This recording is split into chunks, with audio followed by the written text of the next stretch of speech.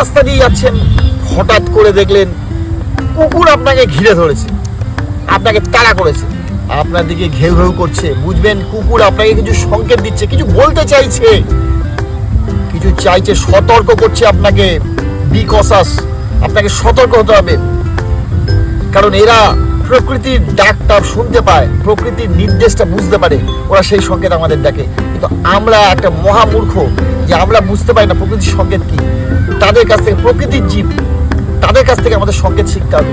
তাই কুকুর যদি কোনোভাবে ডাক দেয়, তাহলে কিন্তু সেটা বাড়ির পোষা কুকুর হতে পারে অথবা রাস্তা কুকুর হতে পারে। যদি কোনোভাবে আপনাকে ডাকছে, মানে আপনাকে সেই কাজে বাধা দিচ্ছে, বা বুঝবেন যে সেই সময়টা, কাছাকাছি সময়টা, সেই দিনটা বা তার কয়েকদিনের মধ্যে সময় খারাপ যেতে চলেছে, তাই কুকুর আপনাকে সংকেত দিচ্ছে, বা যে কাজের উদ্দেশ্যে বেরিয়েছেন শুভ কাজে, সেটা কিছুটা অশুভ হওয়ার যোগ, আপনাকে বিঘ্ন প্রদান করছে, আপনাকে বারবার সতর্ক করছে।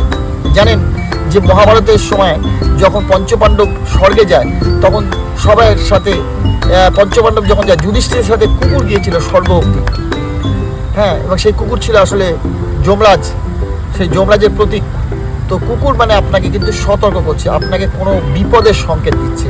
কুকুর ডাকছে মানে আপনাকে বারবার করে আপনার গায়ে উঠে পড়ছে কুকুর, দিয়ে আপনাকে আপনার জামাটা টেনে ধরছে, প্যান্ট টেনে ধরছে, ডাক দিচ্ছে, বারবার টেনে আসছে আপনাকে, অশুভ সংকেত।